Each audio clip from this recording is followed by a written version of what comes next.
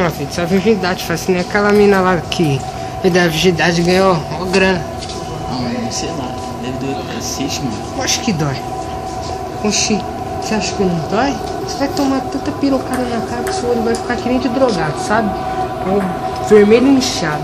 Você vai tomar tanta rola no seu cu que você vai ter que chegar no hospital e vai ter que pedir pra ajeitar o seu cu no lugar, mano. Você vai tomar tanta chuva de piroca que vai ficar com etilofobia. Ah, mas vale a pena, né, mano? Ah, mano. Ainda bem que eu sou pobre, mano, que eu não preciso disso, ainda bem. É, ser pobre é maravilhoso. Porra. Nossa, mano, você viu aquela mina que fez um strip pela web e ganhou mais de 25 mil, cara? Você é louco, mano. O patrão entra todo dia e não ganha nem um centavo por isso. Nossa, cara, que triste.